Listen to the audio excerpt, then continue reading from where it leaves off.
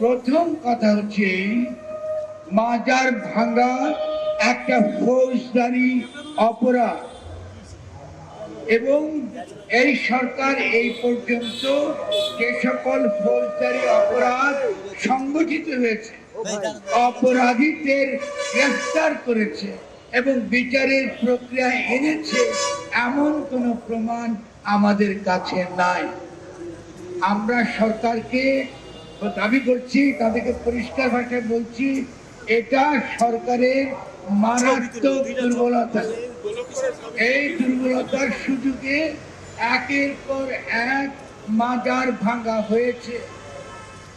মাজার যাদেরই, এটা আপনি যদি আঘাত করেন, কোনো কারো সম্পত্তির যদি আপনি ক্ষতি সাধন করেন, তাহলে অবিলম্বে আপনার বিরুদ্ধে ফৌজদারি মামলা হবার কথা।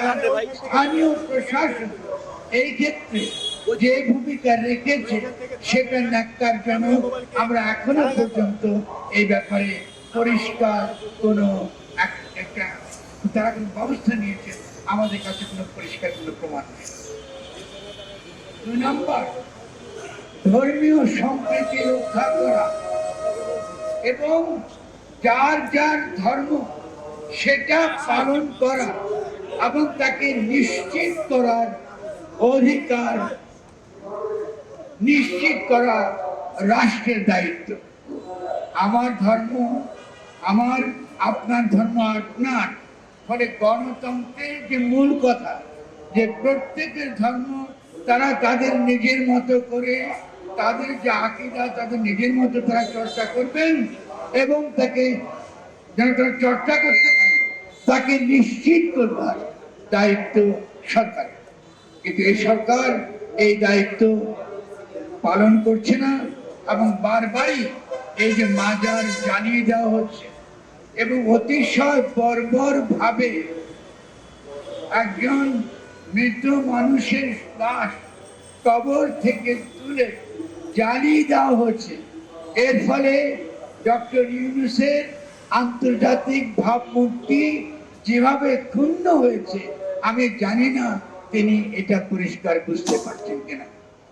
এটা প্রকট মানবাধিকারের লঙ্ঘন এবং একই সঙ্গে আন্তর্জাতিক আইনের লঙ্ঘন। আমি বুঝি নির্মাণের শিল্প, সালাম স্টিল বোঝে ডিউরেবিলিটি। সালাম স্টিল, মোস্ট ডিউরেবল স্টিল। আপনি কবর থেকে তুলে আপনি জ্বালিয়ে দিচ্ছেন ধর্মের নামে। অন্যের ধর্ম চর্চা তো করতে দিচ্ছিলেন না। আপনি এমনই একটা ঘৃণ্য একটা উদাহরণ সৃষ্টি করলেন, যার কারণে বাংলাদেশ আন্তর্জাতিকভাবে অত্যন্ত তার ভাবমূর্তি অত্যন্ত খারাপ জায়গায় গেছে। তো আমি সরকারকে বলবো, আপনারা জানি না কি কারণে আপনারা এখনো পর্যন্ত এই যে ক্রমাগত মাজার ভাঙা হচ্ছে, মাজারে আগুন দেওয়া হচ্ছে, লাশ নিয়ে এসে পুড়িয়ে দেওয়া হচ্ছে, এই সকল বিষয়ে কোনো ব্যবস্থা নিচ্ছেন না, আমরা জানি না। এর ফলে আমাদের মনে সন্দেহ তৈরি হয়েছে কতগুলো।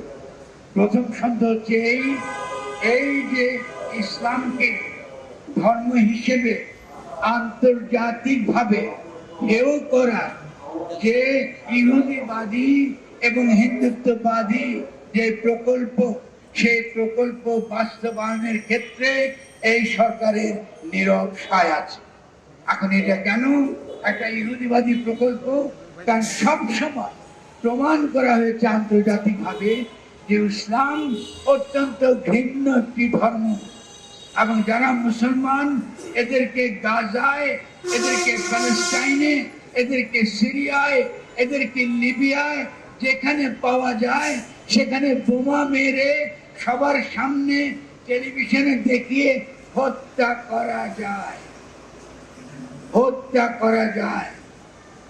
এবং এরা এতই বর্বর যে এরা পরস্পরের সঙ্গে খুনাখুনি করে, এরা মাজার জ্বালায়, তাদের নিজেদের ধর্মের যারা একই ধর্মে বিশ্বাসী, জন্মসূত্রে বিশ্বাসের সূত্রে আকীদাগত সূত্রে এরা তাদের ভাই বেরাদর বোন অপরের গৃহকে জ্বালায়, অপরের যে ইবাদতের স্থানগুলো জ্বালিয়ে দেয়।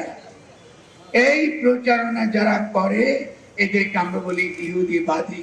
ইসলামকে একটা ঘৃণ্য ধর্ম, অত্যন্ত খারাপ একটি ধর্ম হিসেবে হাজির করবার যে পরিকল্পিত প্রচার চলছে বর্তমান সরকারকে আমরা এর আগেও সাবধান করেছি, আমরা এখনো সাবধান করছি।